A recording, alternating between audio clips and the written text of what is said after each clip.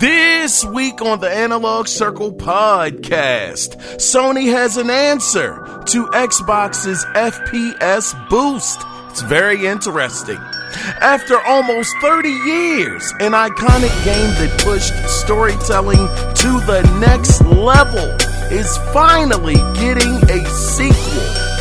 We get a small fraction of news about the upcoming brand new Fable that's in production, and Sony has just renewed the trademark of a previous Xbox exclusive. All of these stories can be found here and a lot more in episode 176 of the Analog Circle podcast. I am your host, Kiaun Mitchell, and I want to say welcome, and welcome again. Take your shoes off, take your coat off. It's been a little chilly lately, so yeah, take your coat off and your jacket off. Sit down and relax, because we're going to have some fun today. And as always, thank you guys for being here, and thank you all for the amazing, incredible support. Now, before we get into the episode, I want to let you guys know that if you want to be a part of listener feedback, which will be recorded on Wednesday, you can do it two different ways. You can either call in at 443-216-9934 and let your voice be heard, or you can email the show, and the email address is theanalogcirclepodcast@gmail.com. Also, if you want to listen to some previously recorded episodes of the podcast, just go over to Google, type it in. It'll take you to where you need to be from there, and enjoy yourself. Now, with that being said, guys, it's a lot to cover this week. For me, I didn't even get a chance to play anything. I was actually working all week long with no days off, really. No real days. So if I wasn't working, I was sleeping, getting ready to go back out. So unfortunately, nothing to report this week, but Resident Evil 8 did come out. It's been getting some decent reviews. I haven't picked it up. I'm a little sketchy on it now. Don't know if I'm going to buy it, but, that's the newest game that came out. I'm looking forward to Ratchet and Clank. That's where I'm definitely going to be spending my money. So yeah, nothing to report. But with that being said, without further ado and not being long-winded, let's go ahead and get into what we all come here for. And that is the gaming news that went down. So, it's a lot of stuff that happened this week, but let's get started here. So, because of the Epic Games versus Apple legal case, court documents have surfaced and offers a very rare look into the insight of Microsoft's competitive analysis of The Last of Us Part 2, where the documents say, and I quote, by the way, this is the Xbox review, just to let you guys know. So, okay, quote, The Last of Us Part 2 sets a new bar for what we should hope to be able to achieve going into a new generation of consoles. Last of Us Part 2 is the exceedingly rare video game where what it accomplishes in moving forward the art and narrative storytelling in video games as a medium ultimately outweighs whether or not everyone likes it, or even if everyone has fun playing it. That said, we loved it, had a great time playing it, and find ourselves still thinking about its characters and stories even after finishing the playthrough. End of quote. Now, this is, even though they had a lot of positive things to say, I mean, these guys just said that they're still thinking about the story, the characters, even after they beat the game, but it wasn't all 100% positive. They did say, the guys over there at Microsoft that were reviewing the game, they said, quote, Naughty Dog still can't seem to make decent gun combat in any of their games, and this one is no exception. Luckily for them, it fits in with the game's overall theme and pushes the player toward using stealth over head on. End of quote. First off, I disagree. I wholeheartedly disagree. I thought the gunplay in The Last of Us Part 2 was one of its better, brighter spots, outside of it just being ultimately an amazing, top tier, perfect game. That game was a 10. But, I digress. Microsoft, when is the last time you've had a 10 rated game, a game of the year? You know what? Hey, it ain't even about that. This is positive. This is positive news because this does show that Microsoft, they want to get it right. They're looking at The Last of Us Part 2. They've taken notes. They said that the game is amazing, what it accomplishes, and moving forward with the art of narrative storytelling in video games as a medium ultimately outweighs whether or not everyone likes it. That says a lot. The Last of Us Part 2, you guys know it was my game of the generation. I loved it. I thought it was as flawless of a game as it can be. Of course, every game has flaws, but good grief, that game was just amazing. So this says to me that Microsoft, they're taking it more seriously. They're trying to get on the same level as Naughty Dog, and they're taking notes. And to me, that is a positive because that at least shows that these guys want to do better. They want to get the Game of the Year contenders. They want to push the medium forward of gaming. They want to push the whole culture forward. So what Naughty Dog has done with The Last of Us Part 2, whether people liked it or not, it's one of it is now officially the most awarded game of the year, game that's ever been, with 300 awards, in the, let me get that together. It's the most decorated game of Game of the Year awards, having this award, that award, best story, best graphics, that kind of thing.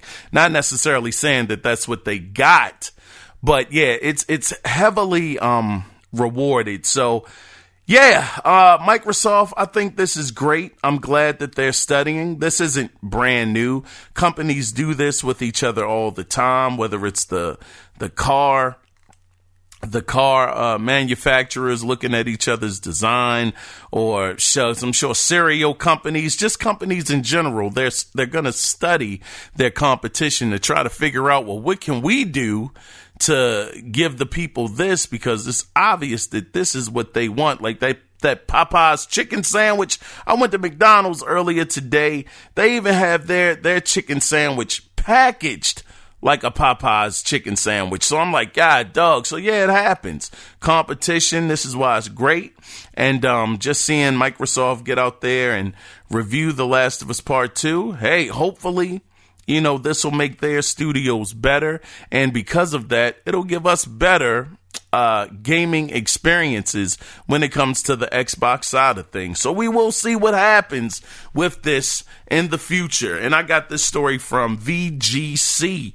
By the way, so I think it's only fair. So, we read some Microsoft documents. I think it's only right that we read some of Sony's leaked documents pertaining to how Sony really felt about crossplay. So again, because of the Epic versus Apple case, this is why these documents have been put into the spotlight. So y'all may remember when Sony blocked crossplay for Minecraft and Rocket League, even though, Nintendo and Microsoft allowed it, but things came to a head in 2018 when Sony blocked crossplay for Fortnite due to emails being revealed due to the case. Epic pleaded with Sony to allow crossplay.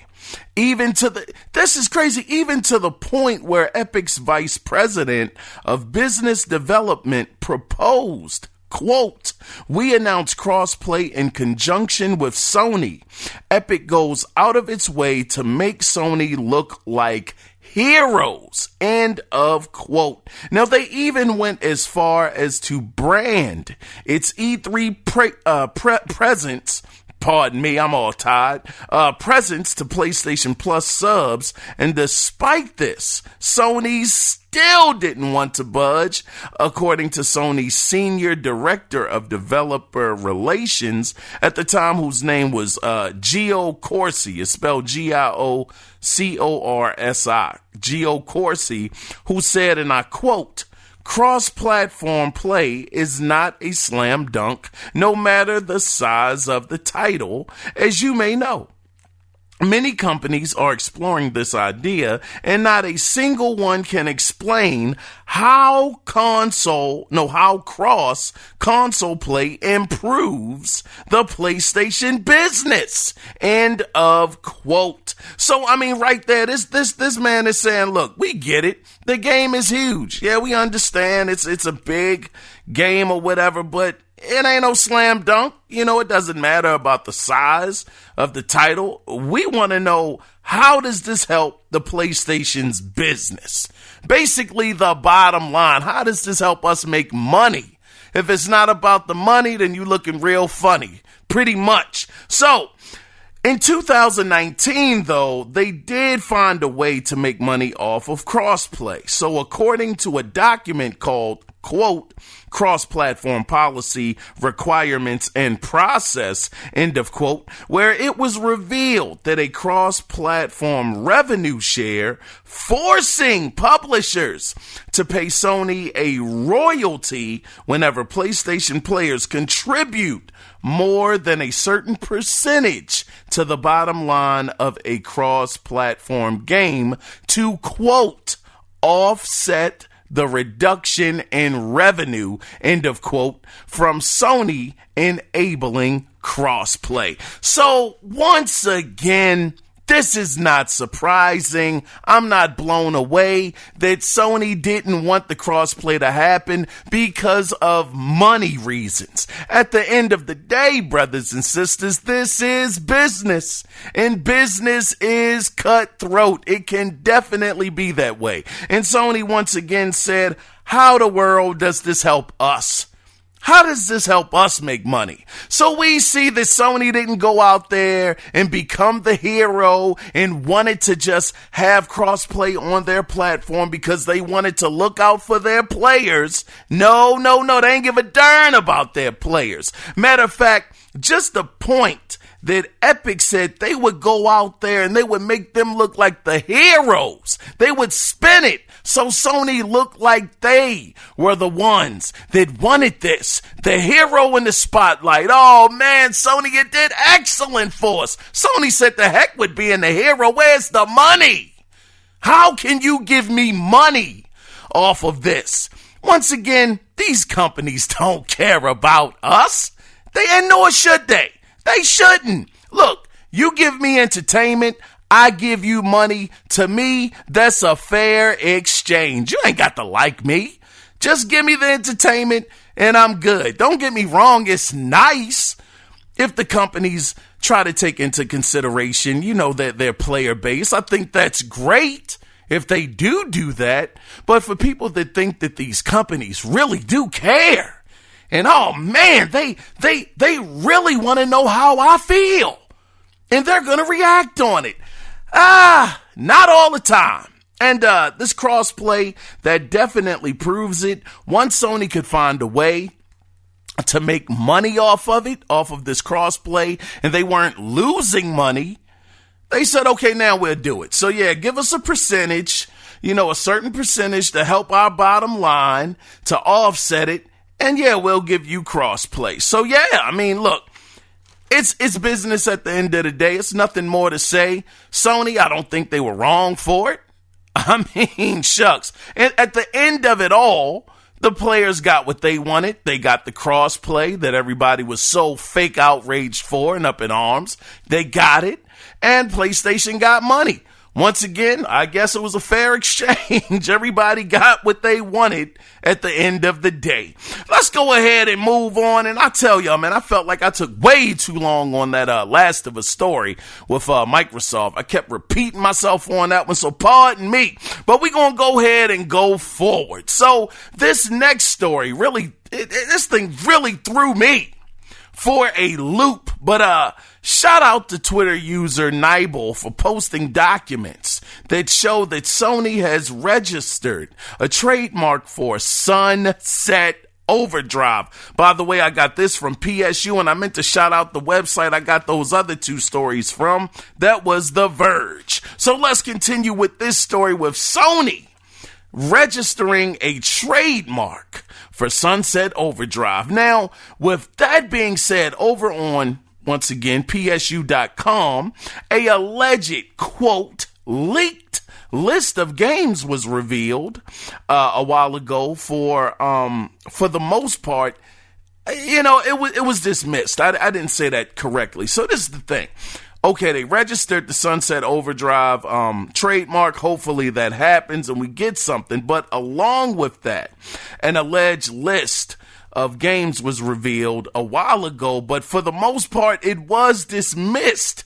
Now, if you fast forward to today, the list doesn't seem as outlandish because according to that list, it was going to be a remaster of Sunset Overdrive called, quote, refreshed edition, end of quote, for the PS4 and PS5, and that Sony were working on a sequel called Sunset Apocalypse. Now, on top of that, the list included Stray, which at the time, if you had read the list, you're like, what the heck is Stray? That can't be true. But now we know that that's a game that's releasing on the PS5, but you have Stray, which is matter of fact, they said it's supposed to allegedly release due to this alleged list in October, as well as the PS5 version of GTA 5, which is also, according to this list, supposed to release in October. So for the record, to be fair, and keep this in perspective, nor Insomniac or Sony have made any announcements. So again, take this with a bit of a mustard seed of truth. But this list, if it is true, gosh, can you imagine? That would be a nice little hit back. I ain't gonna lie. Microsoft went out there. They got MLB The Show 21. Y'all know I love this console war stuff. I love it. It's competition. One hits. I want the other one to hit back. And how crazy and awesome would it be to see Sony get out there, get on a pettiness and say, you know what? I didn't like what you did with MLB. That was kind of backstabbed us right there. How about this? We're bringing out Sunset Overdrive. We're bringing it to the PS4, the PS5. We're going to remaster it. And we're going to throw it into PS Plus for free for our players. And we're going to announce that a sequel is being developed. I would absolutely love it. I would. Because this is the thing. Microsoft, they had their chance. Ted Price said that we are waiting for the word from Microsoft to work on the sequel. And it never happened. Phil Spencer did a ton of Xbox players wanted a sequel to this game. I have the game still upstairs. I loved it at first.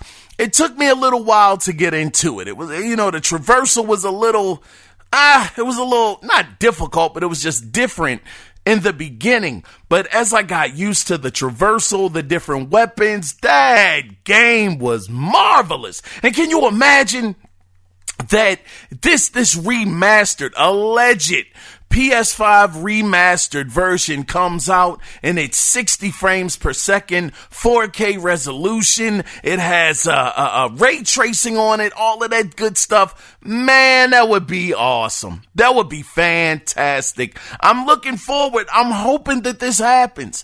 I mean, I wanted a sequel to happen on the Xbox One, but like I said, Phil Spencer, he didn't pull the trigger. And to be fair, I don't think Sunset Overdrive did the numbers that they were expecting. But that's, again, a thing that I love about Sony that I hope they don't stop. Is a game doesn't necessarily have to do amazingly well for Sony to give it a second chance. Now, granted, I don't know what's going to happen with Jim Ryan. He might not be playing that game in this generation. If a game doesn't work, then he ain't taking another chance on it. We already see what's going on with Days Gone at the moment. So, that's to be seen if they continue on that path. But Sunset Overdrive, I'm looking forward to this, man. I can't wait. And just the fact that GTA 5, I cannot believe we are still talking about GTA 5. God, dog, when did that come out? 2013 on the consoles, or 2014? Man, we're talking about 7 years, man. This is ridiculous. But they're saying that it's coming out on the PS5, allegedly in October. So we will definitely have to see if that happens or not.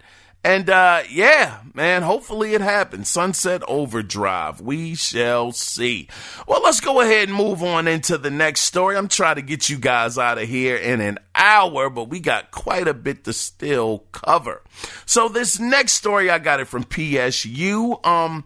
And this was some more unexpected, out of left field news. Now, it was announced via Twitter that the classic, this is one of my favorites, but the classic Delphine Software developed game from 1992, Flashback, is getting a sequel. Now, here is the official tweet from McRoids. They said, quote, Flashback 2 is in production and will launch in 2022 on consoles and PC. Stay tuned for more information. End of quote.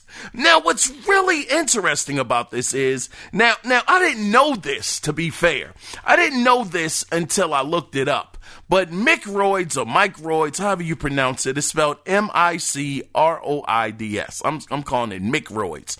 They were one of the original publishers for the original Flashback. So that really made me feel really good that they are really going back to the roots of this game. Now, if you were wondering what other games have they published, they've published a lot. Now, I'm not going to say all of the games were great. Some of them, they were not.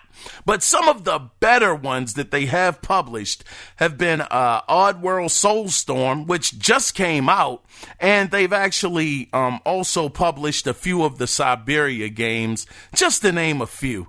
Now, interestingly enough, if you were PC gaming like myself, back in 1995, I was definitely on PC, you might have remembered a game called Fade to Black, which I thought was the sequel to Flashback.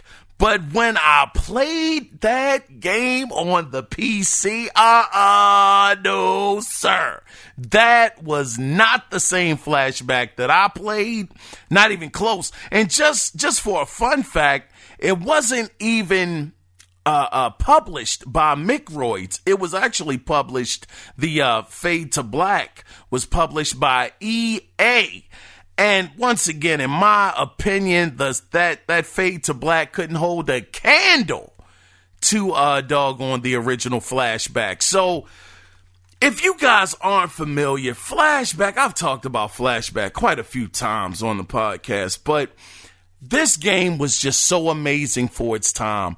The cinematic storytelling was like nothing I had ever seen before at the time. That and, man, what was the other one?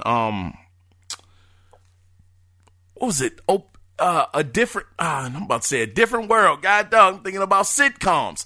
I forgot the name of the other game by Delphine Software. Another World. Those two games, they were just amazing standouts. And just the cutscenes that they had back then were unreal. I mean, at the time, not necessarily at this particular time, but one of the only other games I could remember that had those kind of cutscenes and were just that well done was back on the Nintendo, and that was Ninja Gaiden, the first one. When you saw the red ninja and the white ninja line up with each other, and they ran, and, they jumped up in the air, and you see their swords clash. Shing! Dog, what a cow. Oh, man. that was a moment for me, brothers. It took myself back there for a minute. That was incredible. But then seeing the cutscenes on Flashback and Outer World, Another World, were just incredible. So this actually getting a real sequel in 2022, I just hope that they show something off at E3, and I would hope that they would have it as like a side scroller. I don't want it to go 3D like Fade to Black, because that wasn't it. The cutscenes in Fade to Black were excellent. I mean, they were speaking, it was dialogue in the game, so that was all great, but just that angle and the gameplay was not Flashback. So hopefully they take it back to the essence of what made Flashback what it was back then, and they'll, make something amazing, something excellent, I hope so. We'll have to see what happens, but I definitely want them to knock this one out the park. I've been waiting more than half my life for a proper sequel to Flashback, and it looks like 2022, we're finally going to get it. Let's go ahead and get into the next story. So, and we've already talked about some rumors, but it wouldn't be an Analog Circle podcast without going down Rumor Boulevard several times during the show. So this week, we're getting some very promising news circling around the Coalition, where according to insider Jeff Grubb, the Coalition is working on a new IP. And this was revealed on Game Mess at minute marker 31.40, where Jeff said, and I quote, "But the Coalition is also working on a third thing, and it likely is a new IP.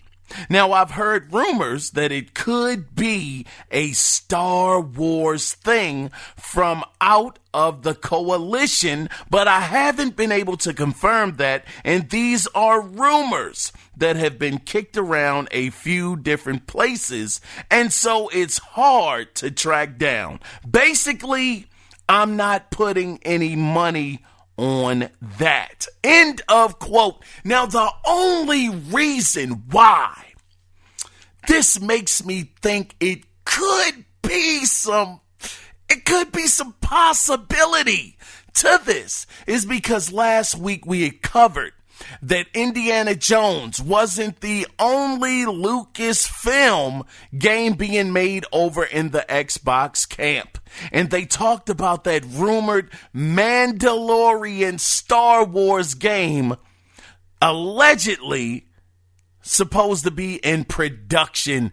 And then we get word from, once again, Jeff Grubb saying that he's been hearing that it has been, it's Star Wars, that the Coalition is working on some Star Wars game. So, this is, again, it's like 3 different people that are talking about the Star Wars game being a possibility over at Microsoft. Now, I'm not saying that it's true, but it is very interesting that this alleged Star Wars game being worked on at Xbox keeps popping up. So E3 is right around the corner. It's next month. I think I know what I'm going to ask you guys this week. All right. So E3 is popping up next month. I'm excited to see what happens. And if they got the Coalition working on a Star Wars game, golly, that could be, oh man. I've been wanting the Coalition to work on something outside of Gears forever. I want all of the Xbox teams to be able to work on something other than what they are assigned. 343, if this Halo don't work out, golly, you might want to chalk it up and say, listen, I need y'all to make something from the ground up that is your own IP. Because if they can't make it happen for what's this going to be, the third attempt? Yeah, 4, then the lock and this. Yeah, if they can't get it on the third attempt, brother, I think it is time to take them off. And, there was some rumors going around. Shout out to Z and the Broadband Bullies. I think they were talking about that one of the guys said, don't expect for the game to be a masterpiece. I don't know, man. I don't know. It's a lot of questionable things that are going on over there with 343 and the Halo franchise. I'm hoping they really hit a home run with it, but we'll see. But putting a coalition on a Star Wars game, I would love it, man. I hope it's true. I hope that it's real. And hopefully we hear something about it very soon if it is, in fact, in early production or early stages or whatever the case may be. Anyway, I'm going to move on into the next story. So in an unexpected turn of events, in Mass Effect Legendary Edition news, it was revealed on IGN.com that on PS5, the game will run... the game will run up to 60 frames per second at 4K and favor quality, and will run up to 60 frames per second at 1440p and favor frame rate. Now for the Xbox Series X, it will run up to 60 frames per second at 4K and favor quality, and up to 120 frames per second at 1440p and favor frame rate. God dog. Man, oh man. I'ma tell you, PlayStation 5. I'm not saying they've been putting a hurting on the Series X. I'm not saying that. They've been running neck and neck in some things. In some things, the PS5 has been clearly the winner when you have a Digital Foundry out there doing their analysis. But this time out the gate, God dog, they are smoking Sony with want to put an emphasis on that, with up to 120 frames per second versus the PlayStation 5 only being able to do 60 frames per second. So this is a win. And I know that Digital Foundry, once they get their hands on this game, you know what they're going to do. They're going to dissect it. They're going to put them up head to head, and they're going to tell us who is the clear winner. Right now, on paper, it seems like the Xbox Series X is the clear winner. So we will see what happens with this in the future, and hopefully this becomes a trend. Because matter of fact, Microsoft got another win when it came to Resident Evil 8. I believe that the Series X has better frame rate when it comes to the ray tracing being on. So yeah, keep it up, Microsoft developers. Keep using the power of the Series X. We'll see what happens in the future, but let's go ahead and let's move on into the next story. So this next story, it's not an earth-shattering story, but it does put some things to bed when it comes to Fable on the Series X. So this info comes from a job listing from Turn 10 Studios, who, of course, make the Forza games. Now, the job listing was for a software engineer to work on the Forza tech engine. Now, along with that, the Game Rant article also mentions in the job description that the upcoming Fable game will be using the Forza tech engine and will be open world. So now at least we know that the game is not, because there was rumors out there, small rumors saying that the game was going to be an MMO, like the older Fable that they canceled was supposed to be. So it's great to hear that the game is going to be open world and that MMO rumor can get put to rest. So like I said, it's not a big story. It's not a ton of news, but we at least know that the latest Fable, it will be open world and it'll be using the Forza Tech engine. So God dog, now that game should look beautiful. Because I'm not even a huge Forza racing fan. I mean, I still got the driving wheel that's still in the box. I have not opened up the Thrustmaster. I haven't done it. What is it? The P310 steering wheel. I don't know, man. I bought it. I had these grand dreams of having a rig and, putting 3 monitors together. I don't know what I was thinking. That thing is still in the box. I ain't opened it up yet, and who knows when I will. But just getting back to the point of Forza, the engine that game uses. Good gosh. That game is a real looker right there, man. Game looks fantastic. So having an engine that beautiful, actually running Fable in the right hands, oh yeah. We could definitely be in for something fantastic when it comes to that. So hopefully, man, listen, man. I'm a level with y'all brothers. E3 for me, for Microsoft, you know what? I'm going to mention it later. We're going to get into it later, man. Let's keep on going. So, in more Sony news, and once again, this is why competition is necessary. PlayStation put up a 20-second trailer for a new feature for the PlayStation 5 called, quote, Game Boost. And in the trailer, it said, quote, PS4 games access PS5 power. End of quote. So even though they didn't go into specifics about what the feature will do, the wording in the trailer makes me believe that the PS5 will be able to pretty much enhance the PS4 version of a game like PC does on more powerful hardware. So we don't know when this feature is coming. They didn't put a date or anything like that.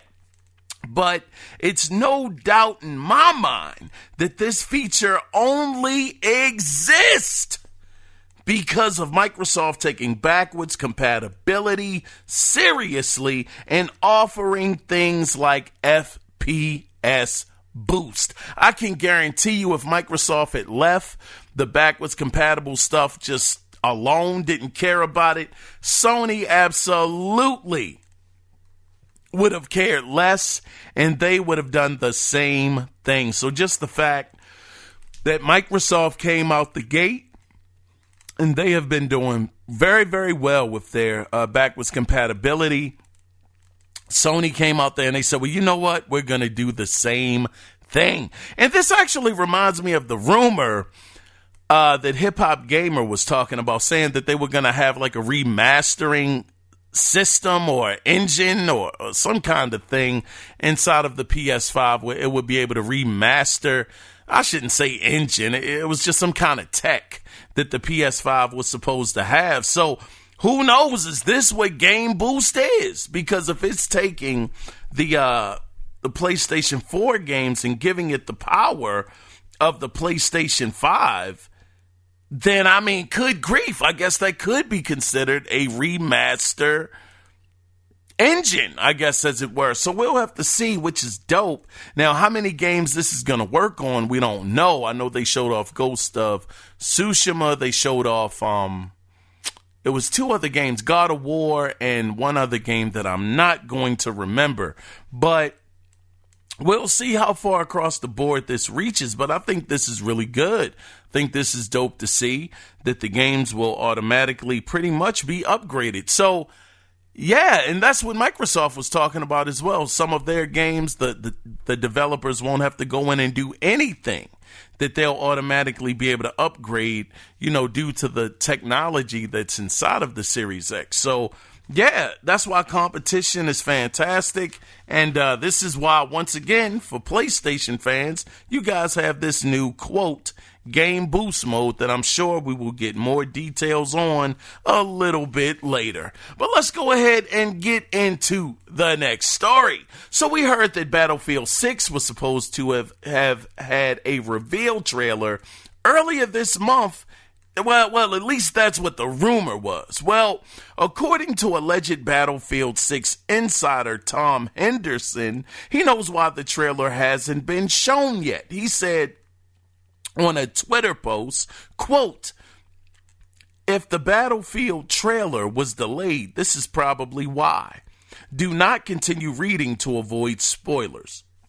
Okay, he says, the rocket in the trailer does explode and falls down and kills soldiers. So releasing trailer, if a disaster happens, could be a bad move. End of quote. Now, if you didn't know, the Chinese rocket crashed. So, I mean, I could see the reason why this could possibly be the reason the trailer did not get shown. Very, very sensitive time, sensitive moment for sure. That was terrible. That was really, really bad, man. Yeah, I saw that. That was pretty sad, man. But yeah. So it does seem like this is definitely a possibility, and if it was, then that's the reason why Battlefield 6's reveal trailer has not been shown. So hopefully it'll show at a better time. Yeah. Get it outside of this time frame, and yeah, maybe another time go ahead and show it. But yeah, let's move on, man. Let's move on to the next one. So even though there hasn't been much of any info that has come out about Final Fantasy VII Remake Part 2, a small piece came from the game's director, Tetsuya Nomura, who said, and I quote, Part 2 story will start right after the events of Intergrade. Now, he also stated that development is going smoothly and said, quote, Cloud will be running around a lot of nature, end of quote, which have led many to believe that Part 2 won't be as linear as the first remake. So, if you guys weren't familiar,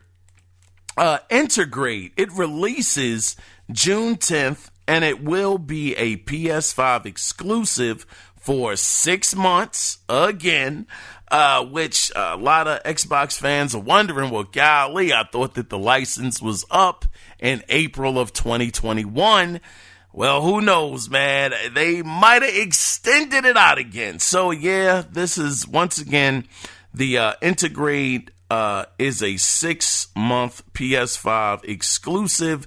Now, who knows? Does that mean that it will go to PS4? I don't know. And still not come to Xbox? Now, that would be, God, dog.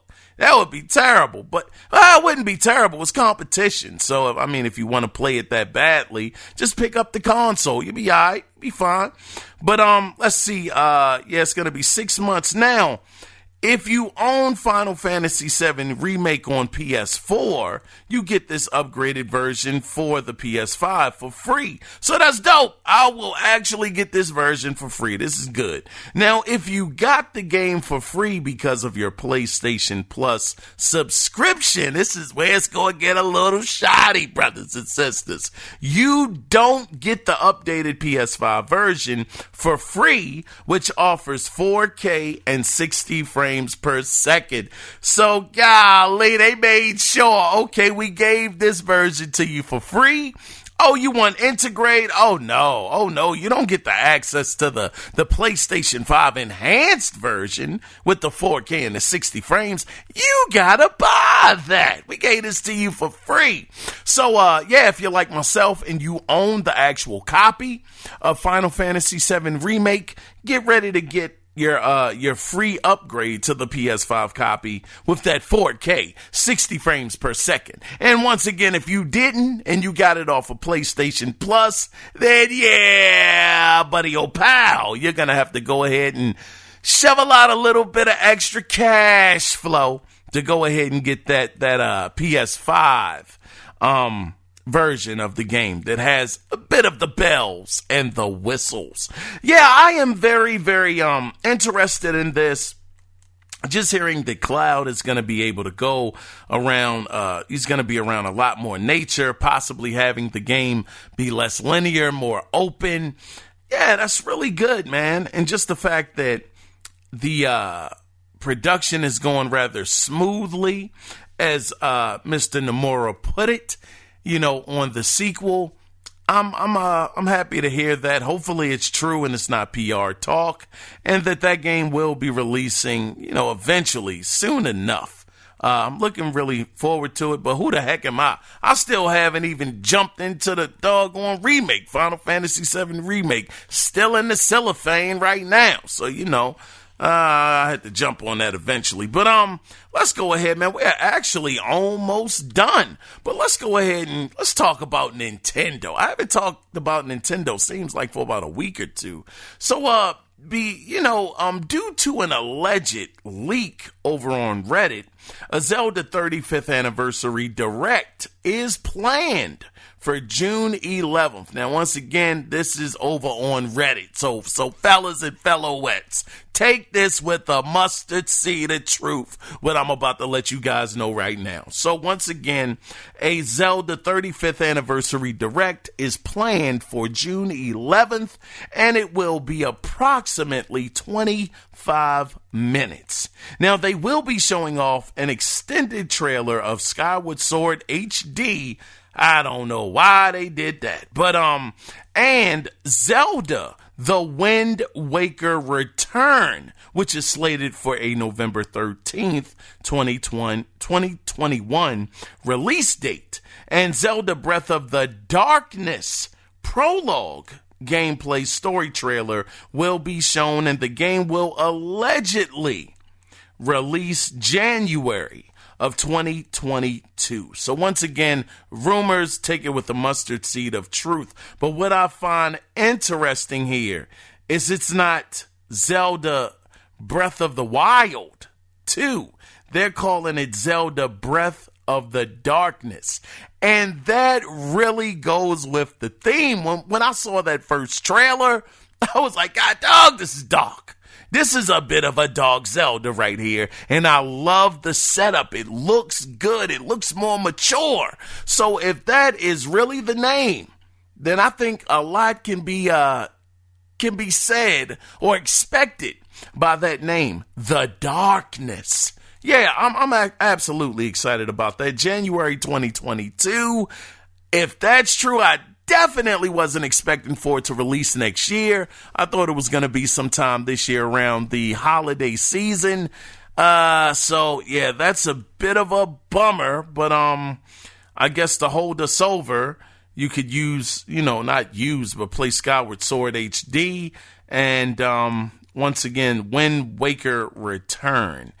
So yeah, once again, man, look, I'm not the biggest Zelda fan. Shout out to the brother that hooked me up with the copy of, Breath of the Wild to help introduce me a little bit more to Zelda.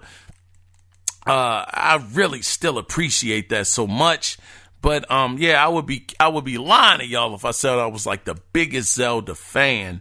But I am interested in this Breath of the Darkness. So yeah, we'll see what happens. I'm rambling at this point. Both of these stories, because I'm about to read another one, I got over at Comic Book. So since we're talking about Nintendo and rumors, Michael Wakan, who was a senior designer at Retro Studios, is not expecting for the Metroid trilogy to show up on the Switch, mainly because of the controls of Metroid Prime 3, where he said, and I quote, "That would take a lot of effort, so I am pretty skeptical it will happen." Now, he went into further detail and said, Retro no longer has a functional editor tools to work with the Prime code base, so everything has to be brute force hard coded. End of quote. So we've been hearing about this trilogy, seems like for years now, and it still hasn't released. We've seen Mario 64. I mean, we saw the 3D All-Stars pack that released before Metroid Prime, and we didn't even hear anything about that before we heard about Metroid Prime's trilogy possibly coming to the Switch. So I think the first time I'd heard about that, it was showing up inside of a Best Buy computer of things that were coming soon. So like I said, that's been years ago, and maybe this could be true, according to Michael Wakan, who, once again, he was a senior designer at Retro Studio. So I would expect for him to definitely have a lot more knowledge and know, what the ins and outs of this development process would be. So if he's saying that it's pretty much seems like doggone impossible for it to happen because of Metroid Prime 3's controls, then it just might not happen. Or that could be the reason why it's taking so long to release, because they're trying to reconfigure the controls or do something so it can fit with what's going on with the Switch. So if you were looking forward to this, man, I hate to say it, but you might want to, kind of dial it back, and expect the worst. And the worst being that the game isn't a trilogy, but maybe you get the first and the second Metroid Prime, just saying, brothers and sisters. Well, we got one more story here that I want to go over. And let me see if I can find it. This one is coming from GameBite.com. But in this report, it's claiming that The Last of Us remake will harness the power of the PS5. So let me try to find what I saw that kind of stuck out to me. It said, here we go, right here. Yeah, okay, now this is a report actually from Game Reactor, where they say, quote, while it would have been a lot of fun to see the world's reaction to a surprise reveal of this project, Schreier's report about what's been going on at PlayStation Studio lately spoiled it to some degree. Let me see. It says, I say to some degree because people seem to think this will basically just be in the vein of The Last of Us Remastered, end of quote. He says, let's not blow expectations out of the water by hyping it up too much, but this won't be a simple improvement of resolution, frame rate, and textures. The kennel is going to really take advantage of PlayStation 5's power and features with The Last of Us Part 2 engine, not just in terms of graphics, but a few other things as well. End of quote. So again, and my voice is going hoarse, but we almost out of here. Again, talking about this remake of The Last of Us, them actually using The Last of Us Part 2's engine, and this not being just a regular run-of-the-mill remastered version of the game. You guys heard me the first time. I said I'm not all that excited. I don't know why Sony would do this. It just seems pointless at this point in time to do something like that. But if it's going to harness the power of the PlayStation 5 using the Last of Us Part 2 engine and actually having some extra enhancements, I'm thinking more so about the controller when it comes to that, because we know that the controller was, you got to use it in the original Last of Us by shaking it to make your flashlight, turn back on. It didn't do a lot, but with this DualSense controller, it seems like that the possibilities of what they'll be able to do could definitely be upped, by quite a bit, the stakes that is. So we'll see if this happens. Maybe it'll be at E3.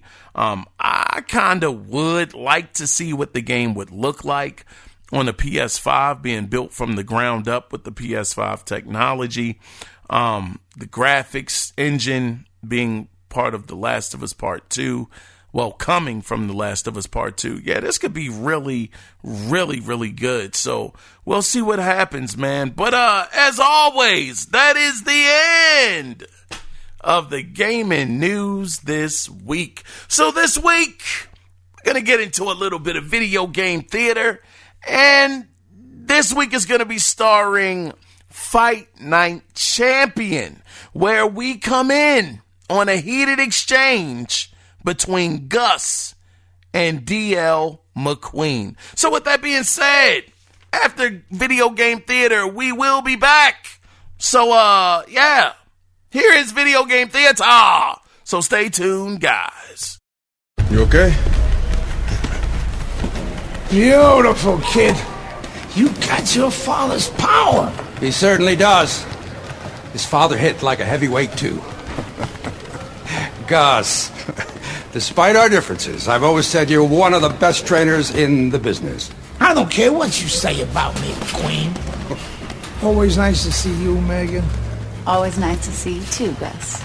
I'm bringing my daughter into the business. You know how good she is with fighters. I want her to manage Andre. You're a great trainer. Why not concentrate on what you do best and let Megan and I concentrate on Andre's career? Thanks, but I think I can handle it. Isaac Frost will be fighting for a title within 2 years. I can do that for you, too. Thanks, but I can handle it. Did this old man ever get your father a title shot? He was on his way! The only way to the title is through me! Not if nobody can beat me. Oh, you think so? You don't know who you're with. Dad! You've been listening to this stupid old man! Dad! You don't know who you're with! I apologize. No, you have no reason to apologize. But your father, on the other hand, he chews fighters up and he spits them out. Gus, if we just... Megan, you're a good egg. But no way are we getting in bed with DL McQueen. I respect your decision. Lucius Palmer likes to run, but he'll get aggressive at the end of each round. He's good at stealing fights. Good luck, Andre. Thanks, Megan. She's right about Palmer. She's a smart girl, that Megan. And welcome back, guys. Welcome back. Man, EA, come on, make it happen, god dog it. Another fight night, we need that. I tell you that story mode in Fight Night Champion, man, hey brothers, I really enjoyed it. I hope that they're able to do something in the future. I mean, right now, they don't have anything in the works, but come on, EA, make something shake, brothers. Anyway, we are in the final section of the podcast. And of course, you guys saw the question already, but let's go over it officially. So, what E3 conference are you looking forward to? For me, hands down, 100 times. And here we go again, setting myself up for possible disappointment. But I'm looking forward to Xboxes. Oh my goodness. You guys know I done had a couple of meltdowns over the years when it's come to these E3 shows with Microsoft. And I say Microsoft because it is my preferred platform. It's where, man, I love the Xbox brand. It's where I want to play all of my games. Outside of the exclusives for PlayStation and Nintendo, if it's third party, 9 times out of 10, I'm going to get it on the Xbox. You know, so Xbox, I need you to bring this one home, man. Phil Spencer, it's a month away. I need this one to be it, man. I have been waiting for years. We have been waiting for years. Xbox fans have been waiting for years to get a fantastic E3, and we ain't got it yet. We have not got it yet. It's been certain bright spots in some of these conferences, but to say that they have given us a fantastic show or even a really good show, no, I can't say it. Not for me. Not for me, not at all. Now, Microsoft, you got Bethesda, you got Ninja Theory, you got what is it? Turn 10 or might not be Turn 10. Playground Games. I mean, come on, man. I mean, something has to be shown to blow us away. Starfield is there. I mean, you got that on your side. Whether or not that's going to be exclusive, we've been hearing it is. Hopefully it is. You know, you have Senua's Sacrifice. That with Ninja Theory, you got to show something. Because you guys know already, for the first time, I'm getting the PlayStation 5 before I get the Series X. I've never bought a PlayStation console first. Not since Xbox, well, not since the 360 era, you know, because the original Xbox, I was a little slow on the uptake. If it came out around 2001, I think I got it 2003, but that was it. I was hooked, you know, so since then, I have preferred the Xbox. I always would get it first. This will be the first time in 3 generations, well, I guess 2. Well, yeah, this is the third one. So, yeah, 3 generations that I would have picked up the PlayStation before I would the Xbox. And it's because right now, Xbox is not giving me a good enough reason. Game Pass is great. Having Bethesda in your back pocket, that's just doggone amazing. But it's still not enough for me because as far as we know, these Bethesda games, we don't know 100% because Phil Spencer's being like coded as a mother. We don't know if they're going to remain exclusive or if they're going to still go third party. So until that's cleaned up and we get a better idea what's going on with that, I just don't see a reason, especially with Ratchet and Clank coming out and the plethora of other games coming out on PS5. I want a PS5. So I'm hoping that Microsoft can change my mind and make me go out and get a Series X a little earlier than I would want to, because right now it's just not it's not looking great to me. They have some great things that are coming, but I need more. So that's my question to you guys. What E3 conference are you looking forward to? If you want to be a part of the conversation, feel free to call in at 443-216-9934 and let your voice be heard, or email the show at the Analog Circle Podcast at gmail.com. I was your host, Kiaun Mitchell, and thank you guys again for being here. Truly, truly means a lot. So yes, thank you guys. So with that being said, we're going to go ahead and wrap this one up and put a bow on it. But before we officially get out of here, always remember, it is not about the consoles. It is about the games. So until Wednesday, oh man, I look forward to hearing from you guys. On Wednesday, when we do it again, you guys take care. Be safe out there. Bye-bye.